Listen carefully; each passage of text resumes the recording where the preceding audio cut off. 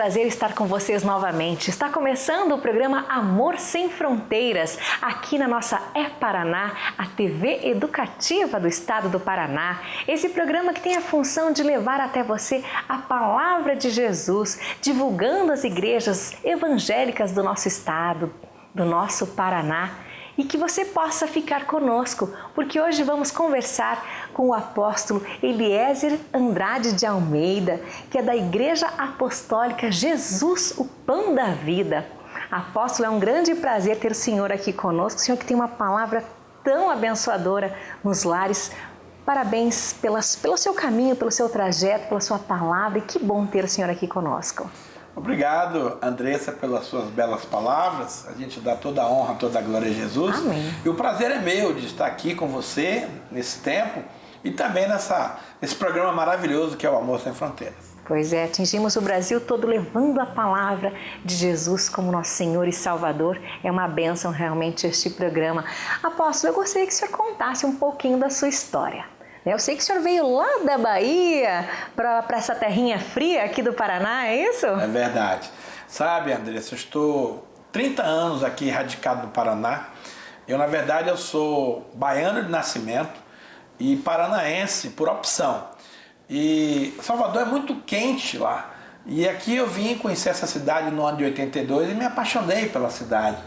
E falei para minha esposa que um dia a gente gostaria de morar aqui. Então, Curitiba realmente é uma cidade que todo dia, Andressa, eu agradeço a Deus por morar aqui. Amém. É uma cidade bonita, é uma cidade pacífica, e eu que conheço muita cidade do mundo, isso aqui é um paraíso de Deus aqui na Terra. Eu creio também. Então, a gente quando veio para cá, no ano de 86, no finalzinho do Plano Cruzado, a gente não era cristão.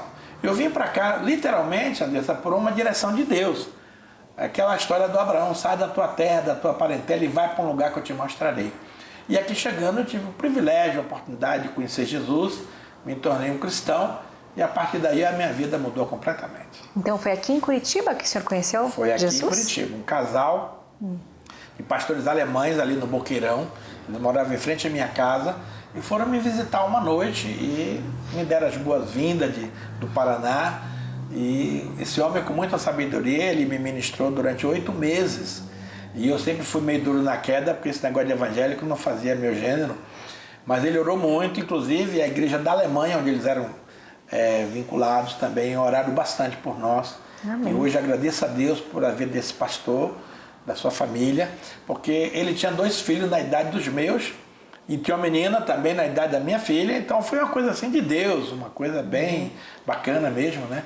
E eu fiquei muito impactado com as explicações que ele me deu a respeito de Jesus, porque lá na Bahia eu andei visitando muitos tipos de religiões, porque eu estava buscando a verdade. Mas aqueles lugares não me satisfaziam, não correspondia àquilo que eu estava buscando.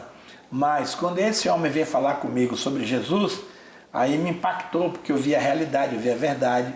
Isso me levou a ter uma relação, uma transformação na presença dele.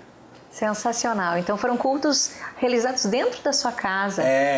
Nós chamamos assim de discipulado, né? Ele ia toda terça-feira, depois do Jornal Nacional, ele me ensinava a Bíblia, me falou muito sobre a pessoa, o caráter, as obras de Jesus. Eu fiquei apaixonado. Só que tem um detalhe, eu não gostava de crente. Mesmo depois de amando a Jesus, ele queria que eu fizesse oração de confissão. Eu falei, não, pastor, eu amo Jesus, eu amo o Senhor, mas negócio de crente comigo não vai rolar. E Deus tem as suas maneiras de tratar conosco.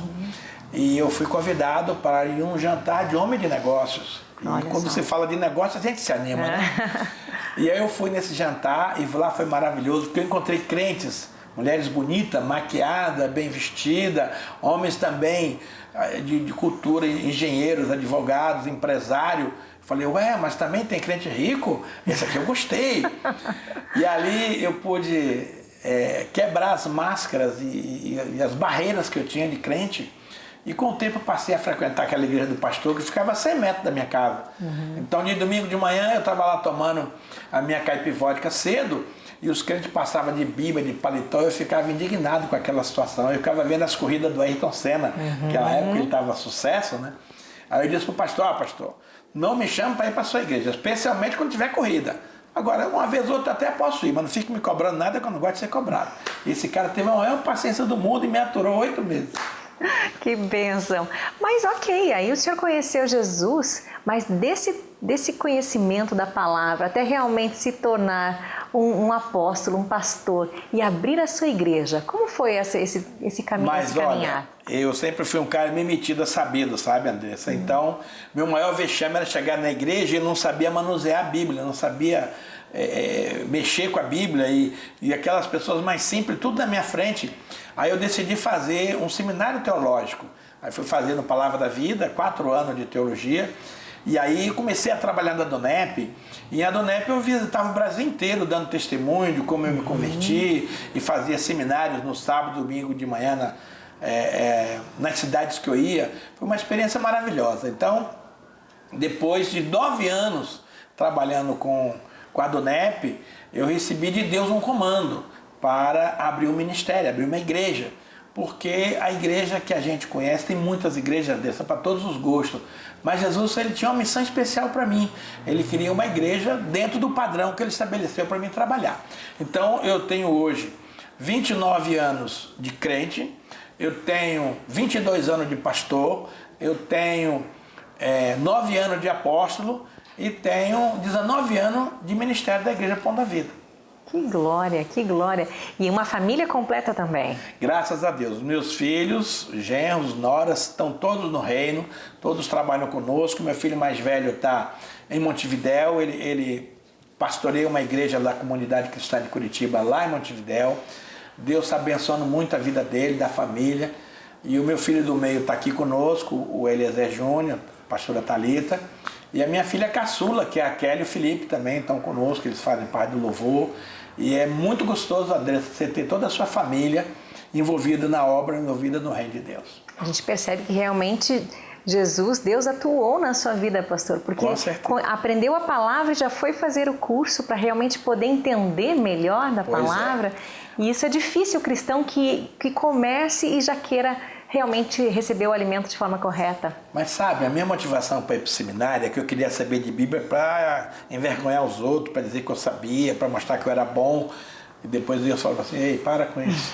Nossa, esse negócio não é saber para mostrar para os outros, não. Viva primeiro na sua vida. Depois você pode ensinar para os outros. Mas o evangelho, primeiro ele tem que ser rema na sua vida. A partir daí, você tem autoridade, você tem condições de ensinar e de ajudar outras pessoas a caminhar nessa estrada. Amém. Bom, nós vamos para um intervalo rapidinho e a gente já volta realmente conhecendo um pouco mais desse ministério maravilhoso, a Igreja Apostólica Jesus, o Pão da Vida.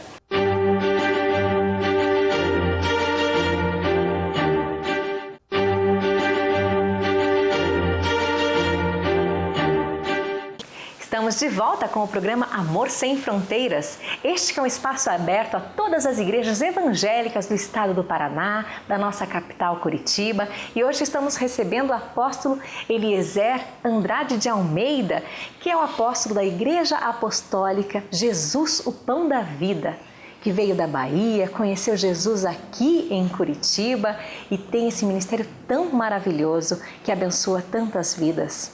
Agora eu gostaria de saber, apóstolo, como é que o senhor fundou a sua igreja? Então, eu fazia parte de uma outra igreja chamada Comunidade Cristã Salém, tinha ministério, já era pastor, trabalhava lá. E um certo dia eu estava em São Paulo, na igreja Luz do Senhor, na sala de oração, orando ao Senhor. E ali eu recebi do Senhor a missão de abrir um ministério que o próprio Deus deu o nome. Só vai se chamar Igreja Jesus, o Pão da Vida. Qual é o propósito dessa igreja, Andressa? É uma igreja em restauração. Você sabe que a igreja de Jesus começou no dia de Pentecostes, né? O Espírito Santo veio e a igreja começou a atuar e foi assim, algo maravilhoso com o trabalho dos apóstolos, dos discípulos, e conquistaram os judeus, conquistaram os gentios para Jesus. E no meio dessa festa maravilhosa aconteceu um episódio um tanto quanto desagradável. Lá pelos anos 324 depois de Cristo, surgiu o imperador Constantino, que era do Império Romano, e esse homem disse que teve uma experiência com Deus e resolveu oficializar a religião do Império Romano com a igreja cristã. Então o que ele fez? Ele tirou a igreja de Jerusalém e levou para Roma, onde era a sede da igreja. E ali ele tirou o governo da igreja, que era um governo divino, que era o governo dos 5 ministérios, e instituiu o governo papal, que é um governo humano. E a partir daí a igreja entrou numa fase de declínio, onde eles anularam as festas bíblicas, eles mexeram, por exemplo, os 10 mandamentos. Na igreja romana, eles alteraram 2 mandamentos. O primeiro que diz que não é para adorar a imagem, eles tiraram fora por causa da idolatria e colocaram aquela cláusula, não pecar contra a castidade, é o 6º mandamento da igreja romana. E trocaram o dia da adoração de sábado para domingo, e dias santos e feriado. Então a igreja entrou numa fase de decadência de cerca de 1.200 anos, o que nós consideramos a fase escura da igreja. Então, nesse tempo houve cruzadas e perseguição e morte, ao ponto da igreja romana querer construir a maior igreja lá do Vaticano, e eles instituíram a venda das indulgências, das relíquias, e começaram a fazer aquele comércio, os marqueteiros da época, para levantar dinheiro para construir. Mas Deus sempre tem alguém que ele usa, e ele escolheu um homem chamado Martinho Lutero, que era um monge católico. E Martinho Lutero começou a ler a Bíblia e percebeu que tudo aquilo que estava sendo feito estava totalmente fora. Então Martinho Lutero resolveu levantar 96 teses contrárias aos ensinos que estavam sendo praticados, e por isso Lutero foi chamado de protestante. E aí houve o cisma e eles excluíram Martinho Lutero da igreja. Martinho Lutero traduziu o Novo Testamento para o alemão, porque a Bíblia originalmente foi escrita no grego, o Novo Testamento, e no hebraico, o Velho. Mas então existe uma tradução chamada Septuaginta, onde 70 sábios se reuniram e fizeram uma tradução uniforme. E daí o padre Jerônimo foi o primeiro que traduziu a Bíblia para o latim, e a primeira peça impressa na imprensa foi a Bíblia, através de Gutenberg. Então, o Martinho Lutero lançou essas teses e começou a igreja protestante, começou a igreja luterana. Só que no decorrer dos anos, Andressa, Deus usou outros homens para continuar essas transformações. John Wesley, lá na Inglaterra, John Wycliffe também, o João Calvino. Então todos esses homens, Deus usou. Por exemplo, não sei se você sabia, mas essa questão de células, quem começou mesmo no Novo Testamento foi o John Wesley, lá na Inglaterra. Ele foi o pioneiro das igrejas em célula, que hoje é o que as igrejas em geral estão fazendo. Então, a partir dos anos, Deus começou a trazer transformações. Então, a nossa igreja ela veio de uma necessidade de nós implantarmos certas mudanças para a igreja do Senhor. Por exemplo, tem uma passagem ali no livro de Atos 3, 19 a 21, que diz assim: arrependei-vos, pois, e convertei-vos para serem cancelados os vossos pecados, a fim de que da presença do Senhor venha tempo de refrigério, e que envie ele o Cristo, o qual já foi designado, o qual é necessário que o céu o receba até os tempos de restauração de todas as coisas que Deus falou por boca dos seus santos profetas desde a antiguidade. Essa palavra é muito forte, Andressa, porque Pedro proferiu isso ali no início, depois do Pentecostes. Então, Deus quer restaurar a sua igreja nos padrões do livro de Atos. O livro de Atos é a referência, é o modelo. O livro de Atos, de 1 a 13, fala do poder de Deus operando na igreja, que são os dons.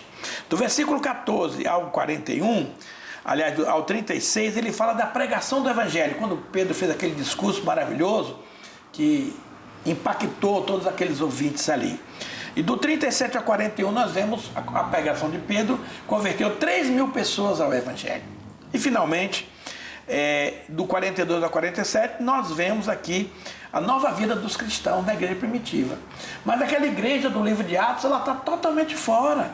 Então o Senhor Jesus quer restaurar, porque se a igreja não restaurar, Andressa, Jesus não volta.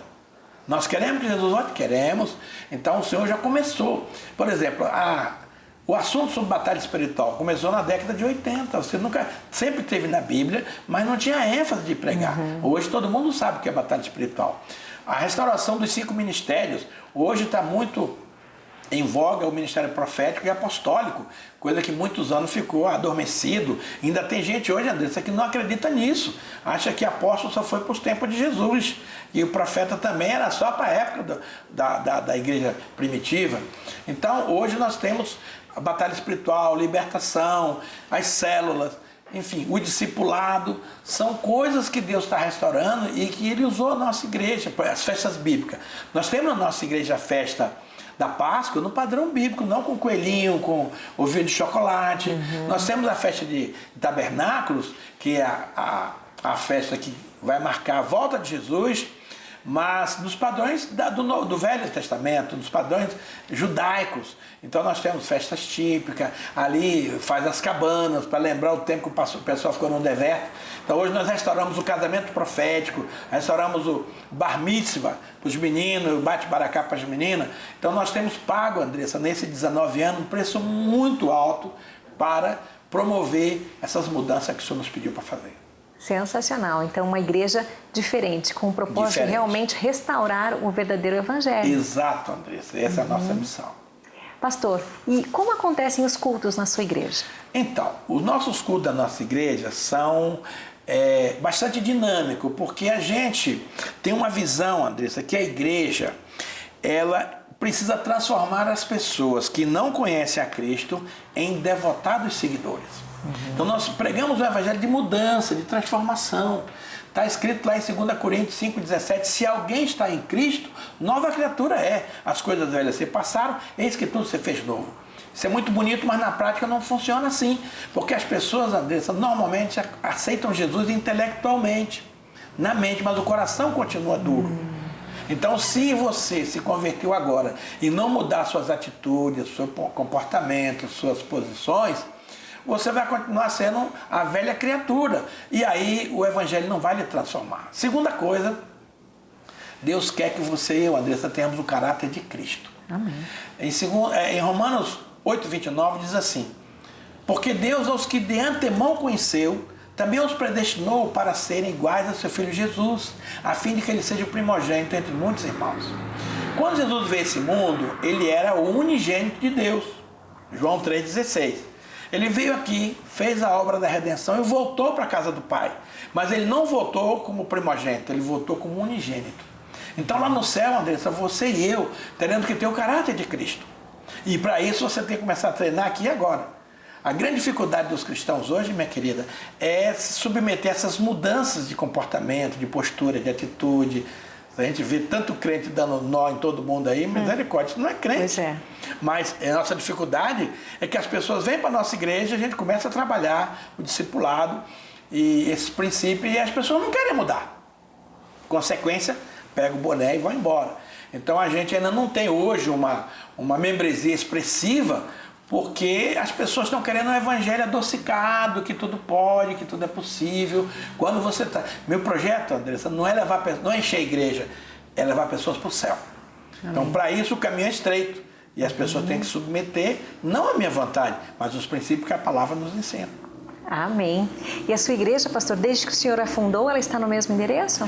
Não, nós começamos o nosso trabalho no dia 19 de maio de 97 no Hotel Condro, ali na rua 7 de setembro. Ficamos umas 4 reuniões ali, depois nós mudamos para a rua Trajano Reis, ali no Alto São Francisco, passamos 2 anos e pouco. Depois nós viemos ali para a rua Guido Straub, ali na Vila Isabel. Até que Deus nos deu uma sede própria.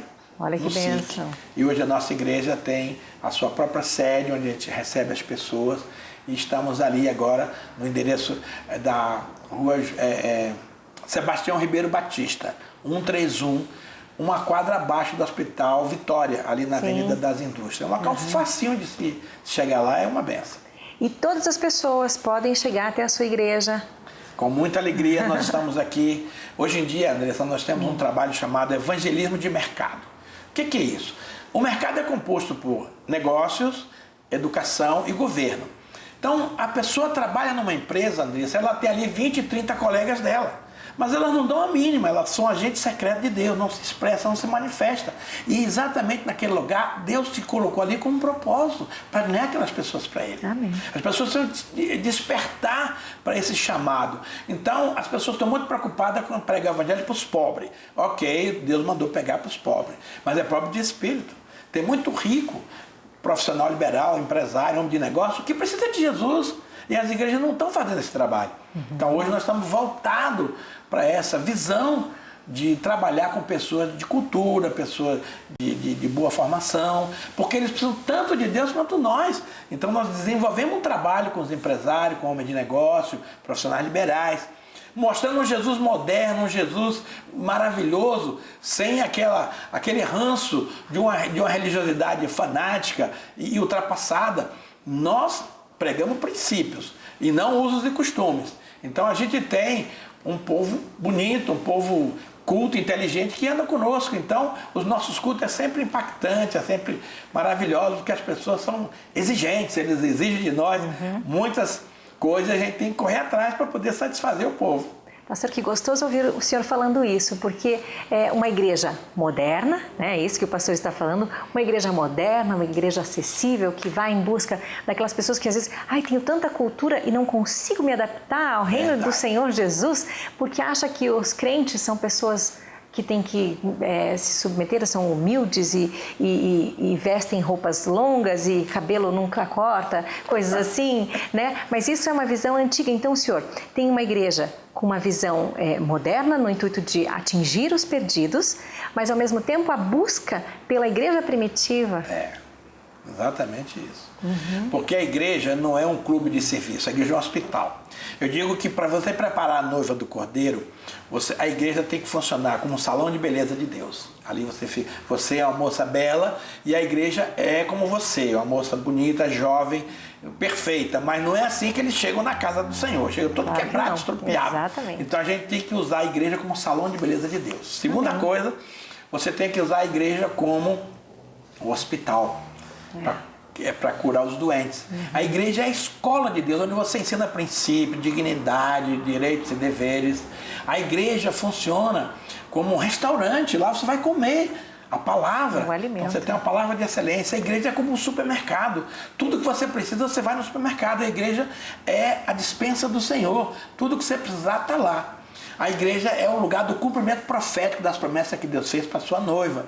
E finalmente a igreja é a alfaiataria de Deus. Amém. Lá você vai receber as vestes nupciais para participar das bodas do Cordeiro.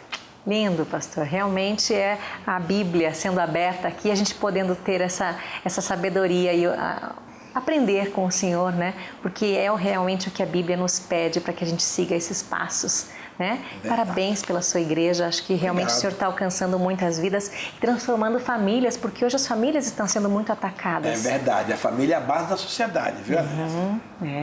Pastor, gostaria que o senhor então falasse agora os horários dos cultos. Então, nós temos um culto no sábado às 19 horas que funciona como uma classe de discipulado para novos e temos um treinamento da escola de líderes, porque a igreja para crescer, Andressa, você tem que treinar líderes. E nós temos esse propósito, e quando nós treinamos um líder na nossa igreja, nós não estamos treinando ele só para ser um líder eclesiástico, mas no seu trabalho, no seu ambiente de serviço, tudo que é ensinado ali ele vai usar muito na sua comunidade de trabalho. Então nós temos no sábado esse culto, bastante louvor, um louvor moderno, um louvor bem gostoso, animado. E depois nós temos a classe de discipulado e a classe de treinamento para liderança que vai servir na igreja. Domingo à noite nós temos o culto da família. Aí nos reunimos, é um culto aberto e bastante amplo, porque tem que contemplar, né, dos jovens aos adultos, aos anciãos. Então é um culto bastante, os visitantes que vêm. Então o culto de domingo é o supra-sumo, né, é o principal nosso. Então os nossos queridos telespectadores estão convidados para participar conosco de uma reunião nossa. E não podemos deixar o senhor sair daqui sem orar, né? Opa. Porque tem muita gente em casa nos assistindo agora e eu tenho certeza que sedentos desse Jesus Cristo que o senhor falou, né? Desse Deus maravilhoso e abençoador, que realmente traz essa paz ao nosso coração. Muita gente está com sede agora da presença dele. Amém. O senhor pode fazer uma oração? Com muito prazer, Andressa. Vamos orar. Pai, muito obrigado por esse programa, pela oportunidade que o Senhor nos concede de abrir o nosso coração, expor as nossas ideias, os nossos projetos, o foco do nosso ministério. Mas nesse momento, Pai, eu quero pedir uma bênção especial para os nossos telespectadores. O Senhor sabe de cada pessoa que está nos assistindo agora, das lutas que cada um tem passado, na busca de algo, Pai, que eles não sabem. Na verdade, Senhor, quem não tem Jesus ainda, tem um vazio interior que só pode ser preenchido com a pessoa de Jesus.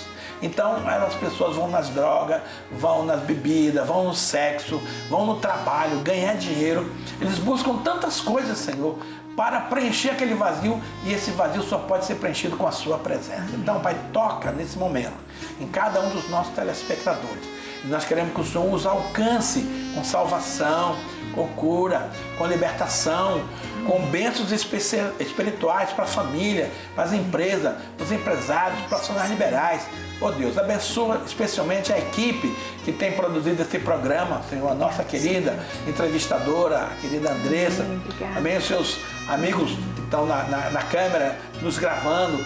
Abençoa, Pai querido, Pai amado, cada um desses espectadores. E nós te louvamos por isso e te agradecemos em nome de Jesus. Em nome de Jesus. Apóstolo, muito obrigada. Que bela oração. Realmente eu tenho certeza que as vidas foram tocadas. Vamos passar novamente o endereço da igreja? Amém. Nossa igreja, Andressa, fica ali na rua Sebastião Ribeiro Batista 131, na Praça União. Tem uma praça linda em frente à nossa igreja e ela fica uma quadra abaixo do Hospital Vitória, ali na rua da Avenida das Indústrias. Muito obrigado. Deus abençoe. Deus o abençoe, pastor. Foi um prazer estar com você, que Deus realmente tenha tocado no seu coração, tocado na sua vida, que você possa visitar uma igreja evangélica e realmente receber esse Jesus que é o pão da vida. Que Deus te abençoe e até o nosso próximo programa, Amor Sem Fronteiras.